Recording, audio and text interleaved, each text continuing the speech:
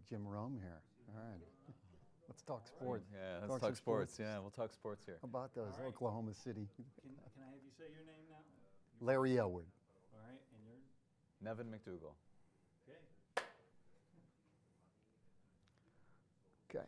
Nevin, thanks for taking the time. I really appreciate it. I wanted to talk to you a little bit about the golf industry and sustainability. Okay.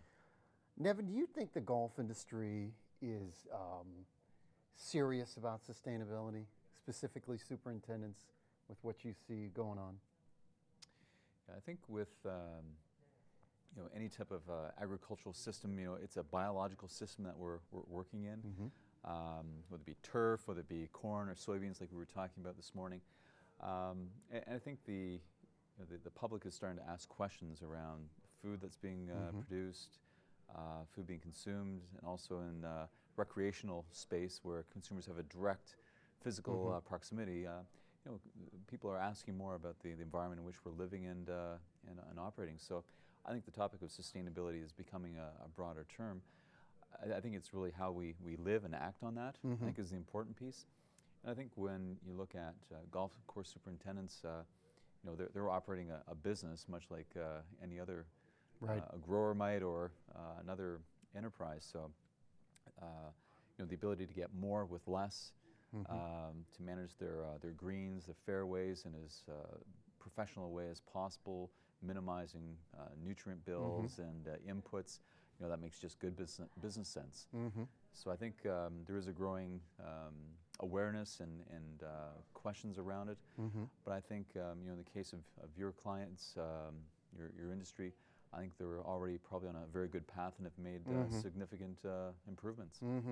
I know initially some superintendents took sustainability as some new environmental initiative that stated, okay, you got to cut back on your pesticide use now. And some of them might have thought, what is this? Just another environmental thing. And it's, as we know, it's much more than that. Has BASF done any education there as far as educating them that, hey, pesticides are a big part of this component. It's okay to use them. They're key to this because obviously you get a ROI on them and it fits in the sustainability window very well. Yeah. Has there been any education there on behalf of superintendents from BASF that you know of? Yeah, we've started some initiatives, not specifically focused on sustainability per se, but clearly on how the use of new technologies can reduce the amount of water needed to maintain a fairway or a green. Right. Some of our insignia brands for turf health are a good example of how we're trying to bring new solutions, new technologies to superintendents that can have a real ROI for them and preserve some of the scarce resources they're trying to work with. In the future, I think this will become more of a topic as we look at additional solutions that can help superintendents be that much more efficient, productive with their courses and maintain a very healthy product.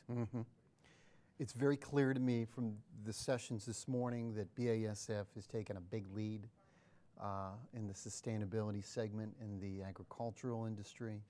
What about turf grass? Could the company go down a similar road there in time?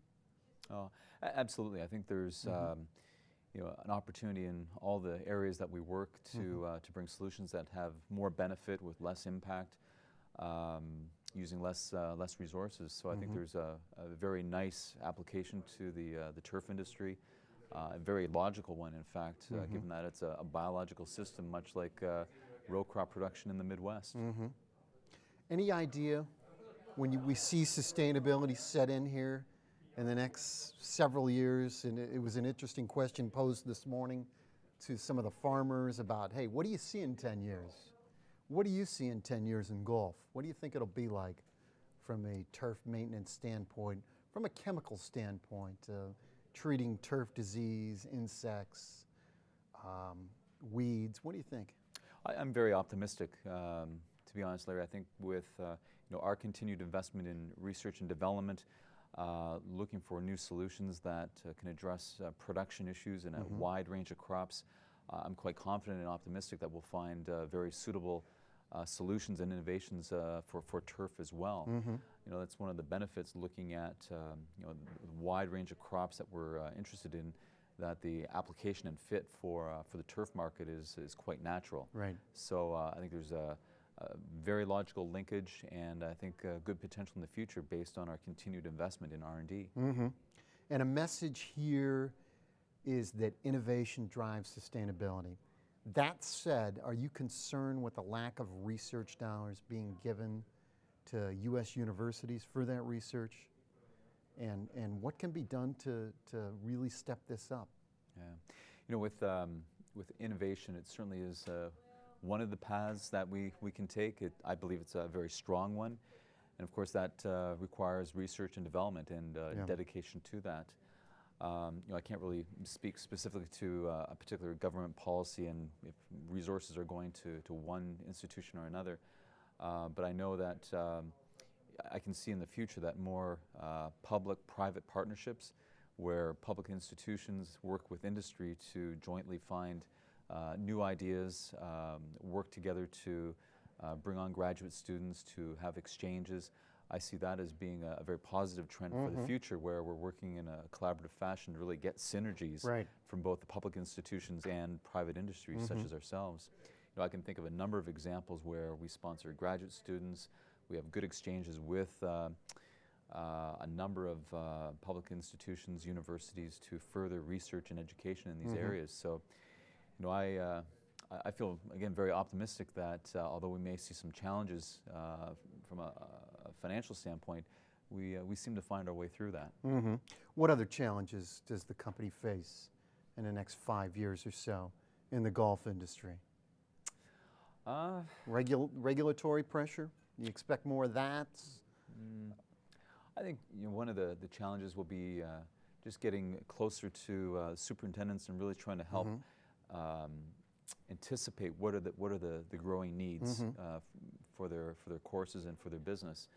You know, for us just to sit static isn't serving your readers very well, because we need to be with them, talking with them, and understanding what is the next challenge or opportunity to improve their operations.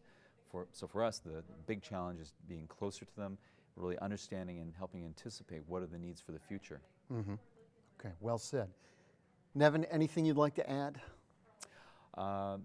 You know, with respect to your readers, we're very appreciative of their support of our products, of our business. We're certainly committed to the industry with continued investment into new innovations.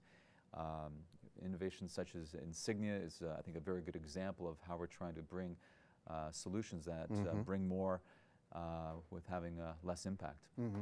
Excellent. Thank you very much. Good, thank you. Appreciate your time. Good.